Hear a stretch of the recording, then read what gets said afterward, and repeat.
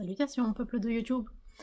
Aujourd'hui on est mercredi le 17 décembre, il est 18h35. Petit café dans la tasse de Clark Kent. Merde, comment s'appelait cette bougie? Je crois que c'est Délice à la cannelle. Faut vraiment que j'arrête de me dire que je vais retenir, alors que je ne retiens jamais. Délice à la cannelle. J'avais retenu.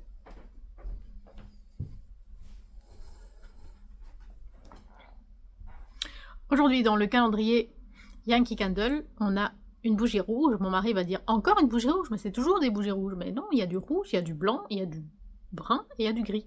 Bon, il y a beaucoup de rouge, mais il y a aussi beaucoup de blanc. J'aurais voulu du vert aussi.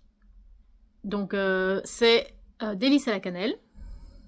Ça sent très bon, j'aime beaucoup la cannelle. Alors, dans le calendrier divinatoire, on a la carte du renne aujourd'hui, et dans le livret, il parle du fait que... il parle du renne déjà en général, hein, le fait que c'est un animal très robuste, qui vit en groupe, qui intervient dans les légendes du Père Noël. Et il parle aussi, de manière plus globale, des animaux de compagnie et des familiers. Et ils font un peu un mix entre les deux. Enfin, elles font plutôt, les créatrices. Ça me chiffonne un petit peu de dire familier égale animal de compagnie et animal de compagnie égale familier. Le familier, c'est que, enfin, selon ma compréhension des choses et ma croyance, le familier, c'est quelque chose de très spécifique. C'est pas du tout la même chose qu'un animal de compagnie. Le familier, c'est un animal en croyance, en magie, qui travaille pour la sorcière. Peut-être qu'il y a une relation de confiance, d'amitié, d'amour entre l'animal et la sorcière, mais il y a vraiment la notion de travail, qui lui rapporte des choses, qui fait des choses pour elle. Pour moi, c'est très différent de la notion d'un animal de compagnie. Et il y a une personne qui parle très très bien de ça, c'est une youtubeuse qui s'appelle The Grumpy Old Crone. C'est une anglaise, donc il faut savoir bien parler anglais pour suivre sa chaîne, surtout que c'est une anglaise, pas une américaine, donc le vocabulaire est assez riche, et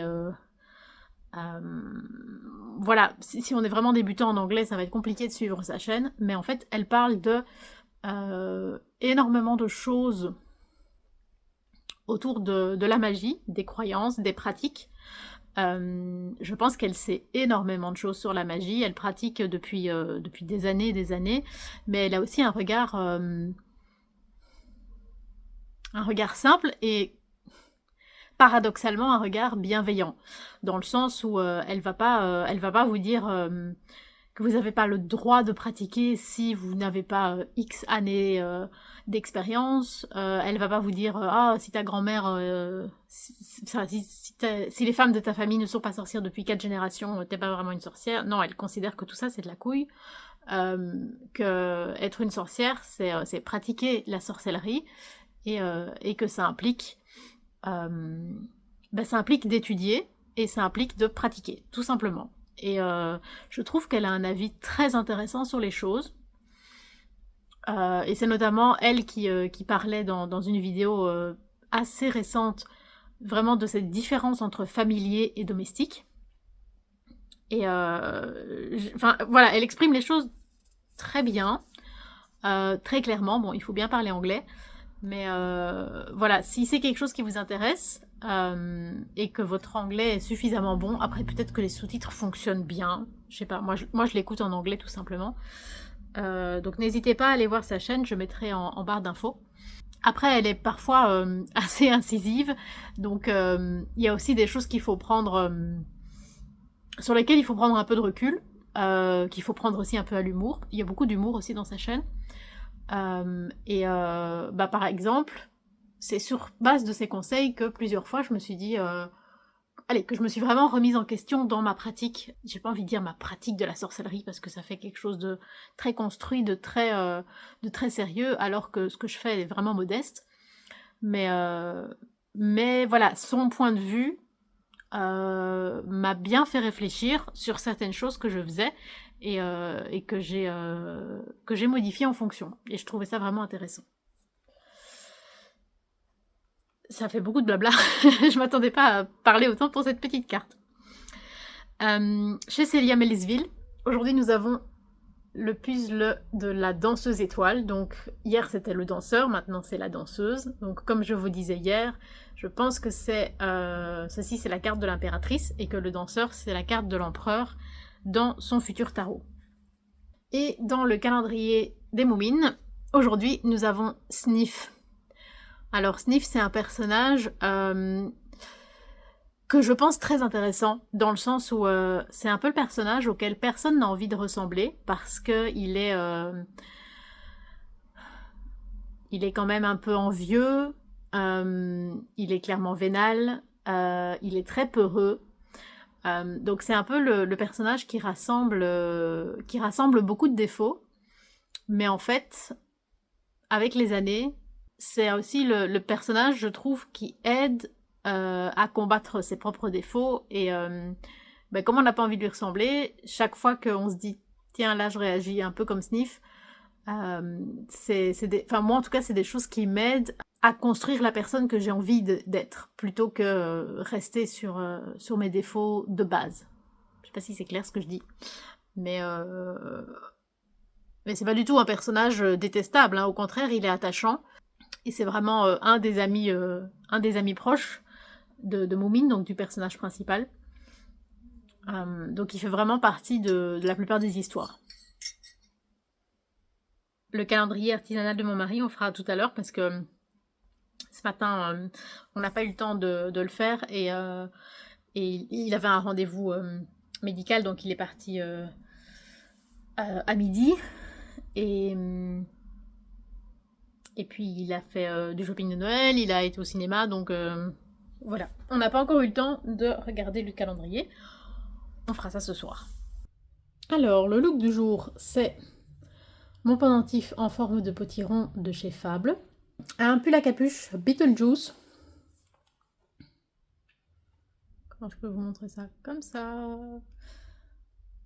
De la marque Killstar, dont je vous ai déjà parlé plein de fois. Donc c'est une des collaborations qu'ils ont faites relativement récemment. Je ne sais plus exactement quand. Probablement aux environs de la sortie du film, du deuxième film. Donc ça fait clairement quelques mois. En dessous, j'ai un t-shirt du groupe Zornik. C'est un groupe flamand, donc un groupe belge, mais de la partie néerlandophone du pays. J'aimais beaucoup leur musique dans les années 2000, entre 2000 et 2010. Ils avaient un style qui se rapprochait assez bien de celui de Muse. J'aime un peu moins ce qu'ils ont fait par la suite, mais on a été les voir en concert il n'y a pas très très longtemps, mon mari et moi, parce qu'ils fêtaient un peu les 20 ans du groupe, ou les 30 ans du groupe, je ne sais plus. Mais voilà, on aimait bien. En dessous, j'ai un t-shirt à longue manche de chez Camailleux, toujours. Un pantalon de training de chez Jennifer. Et des petites baskets de chez Etam, je crois. C'est des baskets que j'ai achetées quand j'étais à l'UNIF, donc ça fait très très longtemps.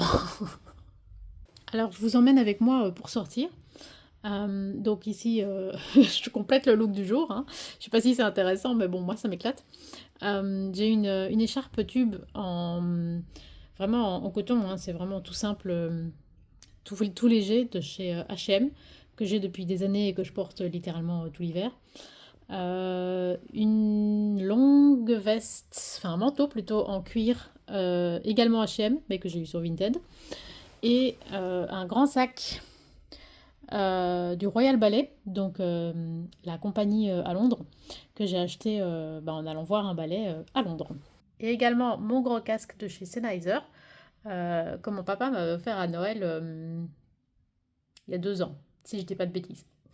Au revoir mon trésor, à tout à l'heure. Donc ici le principe c'est que je vous emmène avec moi en ville, au centre-ville, puisqu'on va aller voir le marché de Noël de Bruxelles.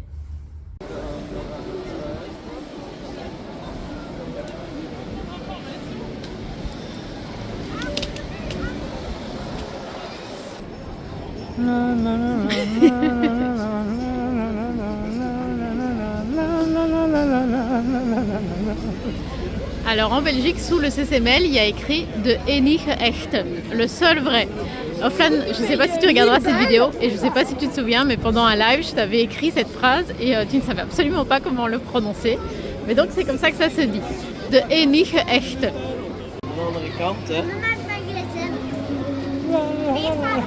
Non mais tu vas continuer toute la vidéo.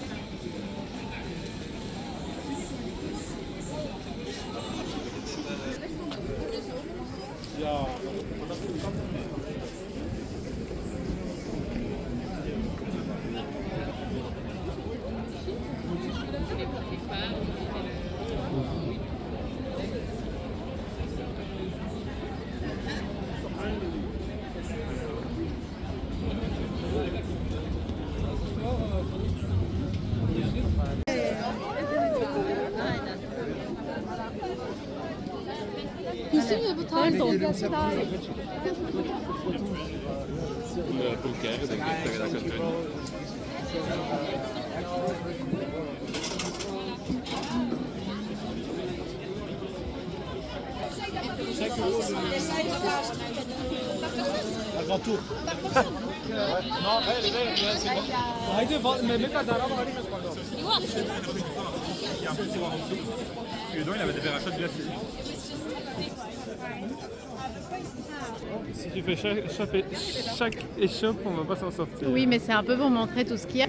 Alors, je vous montre cette échoppe en particulier parce que le Stoempf, c'est une préparation typiquement belge. Je ne pense pas que c'est bruxellois, bien que peut-être que ça l'est, mais en tout cas c'est belge.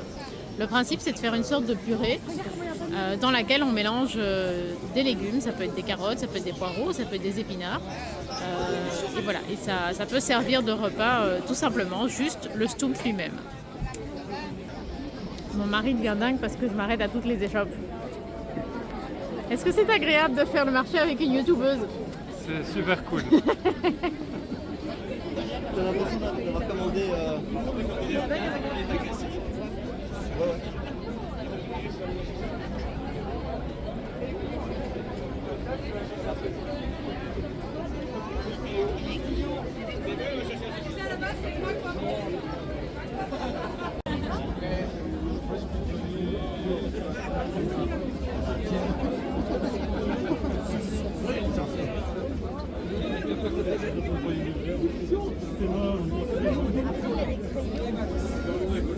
En fait, on cherche un cadeau, on va rentrer dans un papier toilette. Ah ouais, d'accord. Ça doit être...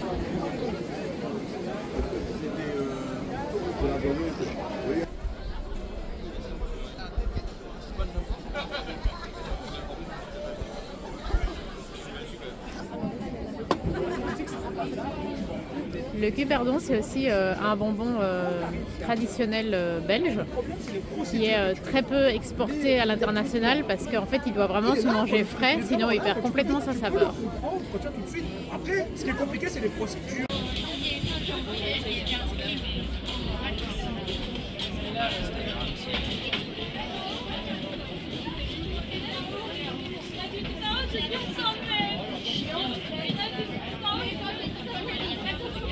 Ça va, je pense qu'il n'y a pas besoin du moment du paiement.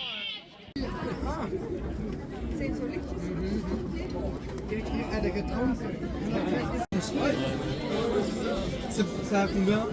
Ça dépend, ça commence à voir ou en général ça se ressemble comme des logos en fait. Ok. C'est sous forme de plaquettes en bois.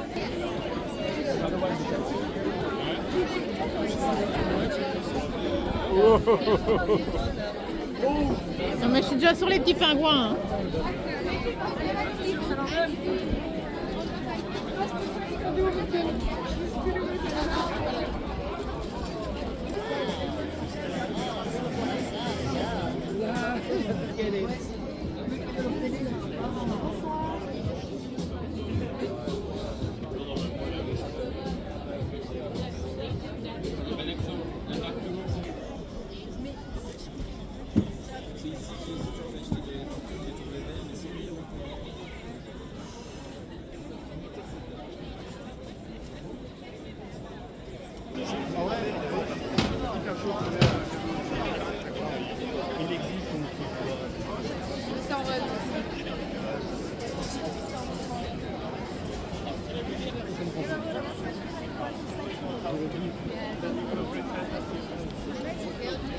Ouais, bah ouais.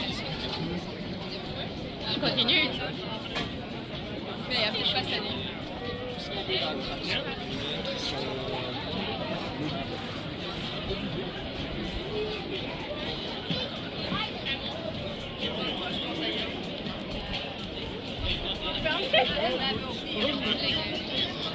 Moi.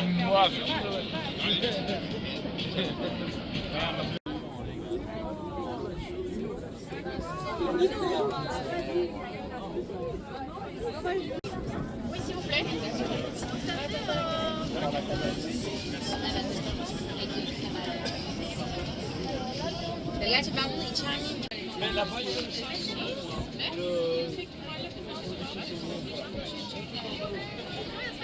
Merci à vous aussi. Au revoir. Du thé. Photo traditionnelle. Prends une petite photo parce que Elle a sinon pas les de clips non passent. plus, elle vit dans une cave. Pas de micro, pas de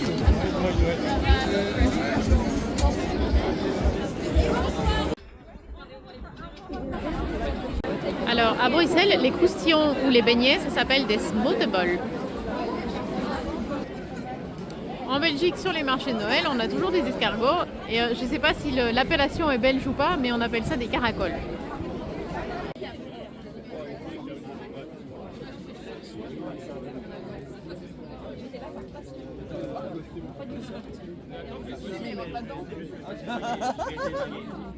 Oui.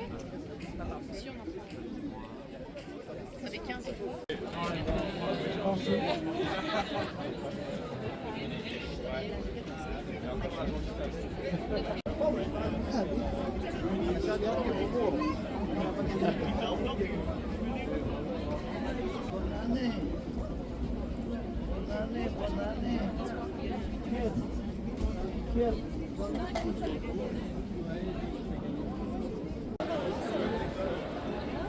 C'est un peu nous, ils doivent consommer. Oui, ils doivent. Mais c'est un bon vin, non?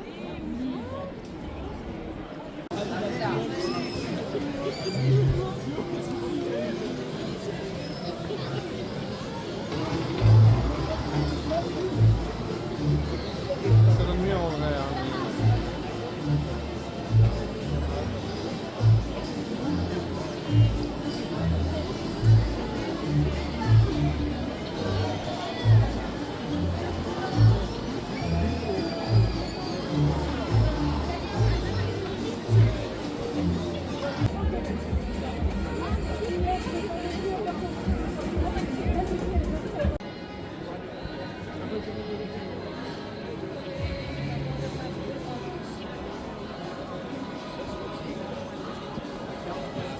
Sur mer, c'est très touristique, c'est genre 200 000 personnes l'été. C'est des petites villes, des énormes plages. C'est en fait l'endroit où il y a le plus de camping en Europe. Il y a,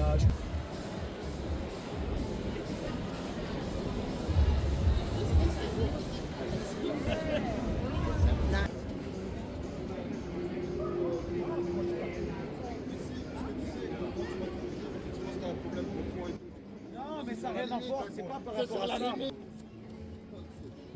autre chose ou parce qu'il faudrait qu'on avance? Non, tu peux. Oui, non, t'as besoin de prendre ça. Alors je vais vous prendre le Ça celui-ci avec les hiboux. Et alors celui-ci avec...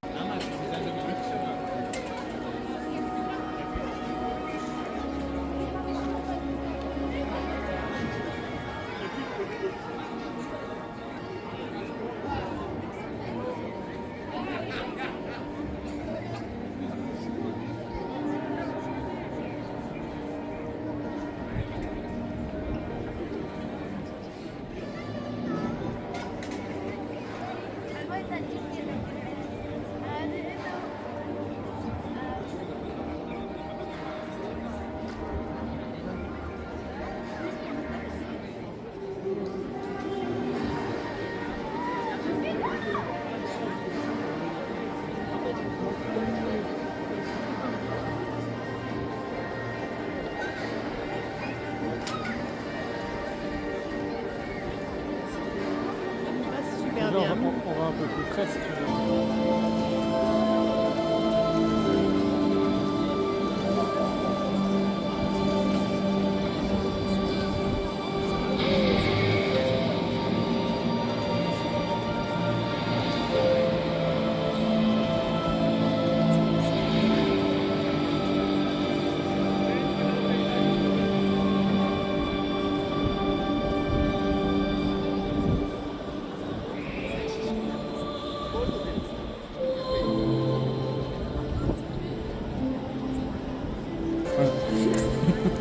Je sais pas si c'était tous les...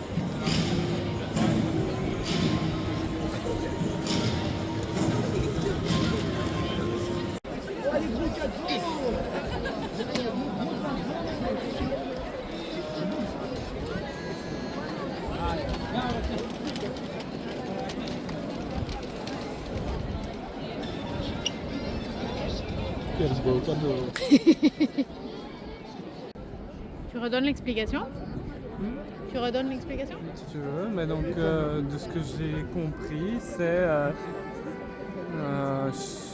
chaque visage est fait d'une mosaïque qui représente toutes les couleurs de peau. C'est pour faire une sorte de crèche inclusive qui prend en compte toutes les ethnicités de la planète. Et la crèche a fait énormément parler d'elle. Elle a été très critiquée justement pour cet aspect contemporain des visages.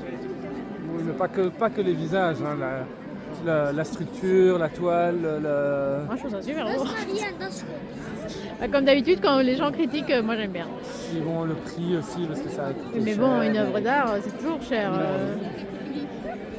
Non, juste à côté, on a le sapin.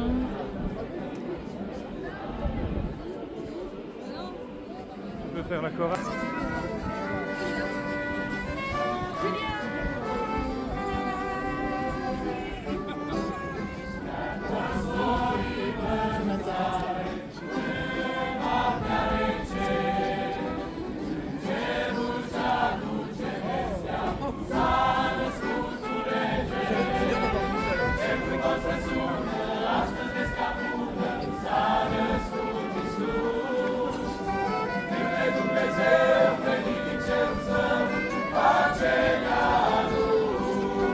La chaîne.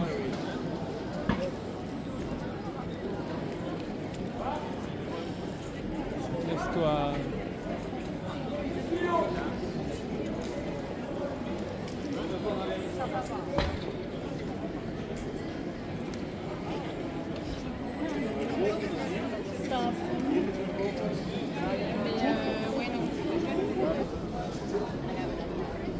De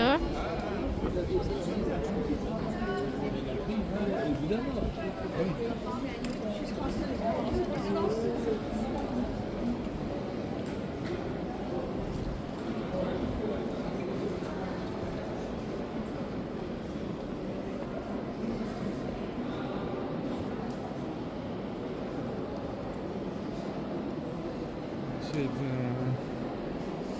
un timelapse. Hyperlapse ici dans les galeries. pour montrer les gens qui passent. Non, hyperlapse c'est pas ça. Tu vois ce que c'est ou pas du tout? Je te laisse terminer d'abord ta vidéo.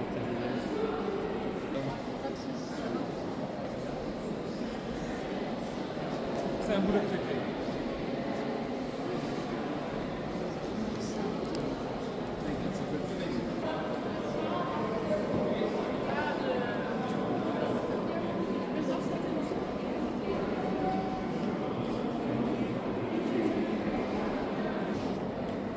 C'est dans ce cinéma qu'on a projeté les clips de notre groupe, donc le Minotaur et Hopes and Dreams. Je vous mets les liens en barre d'infos.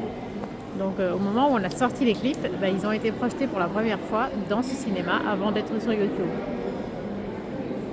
Je souhaite dans la vitrine de chez Léon. Oui. À ta droite. À ta droite. Non.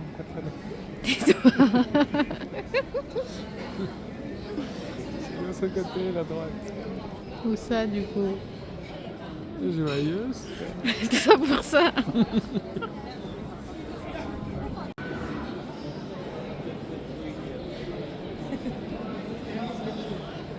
Maintenant, on rentre à la maison. Ouais,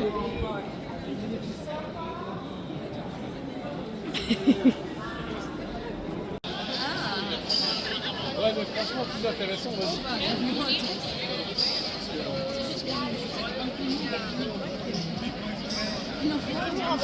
Super, voilà. Merci. Bonne soirée. C'est bon, tu peux arrêter maintenant. Alors, dans le calendrier de l'Avent artisanal de mon mari, aujourd'hui, c'est ce cadre, donc qui est un pêle-mêle de plein de souvenirs de nous deux. Donc, depuis notre tout début, je crois la plus ancienne photo, il me semble que c'est celle-là. Là, on a 16 ans ou 17 ans, je ne sais plus. Je crois que c'est 16 ans. Donc, normalement, c'est en 2001, si je ne dis pas de bêtises. Mais à ce moment-là, on n'était pas encore ensemble. On était juste amis. Je vous fais un petit haul de ce que j'ai pris au marché de Noël. Donc, j'ai pris 2 cougnoux. Donc, c'est une sorte de pain assez sucré. Ici, j'ai pris même au sucre parce que je trouve ça trop bon. Donc, ceci, ça fait 1. C'est grand, hein, si vous voyez, par rapport à ma main, c'est très grand. Moi, je mange ça au petit déjeuner avec de la confiture en plus. Voilà, je m'arrête là pour ce haul et je vous fais la suite du haul demain avec la journée du 18 du coup, parce que sinon ce sera trop long. J'espère que cette petite visite du centre touristique de Bruxelles vous a plu. N'hésitez pas à me dire tout ça en commentaire, à liker, à vous abonner et évidemment à revenir pour les jours suivants. Prenez soin de vous, je vous souhaite longue vie et prospérité.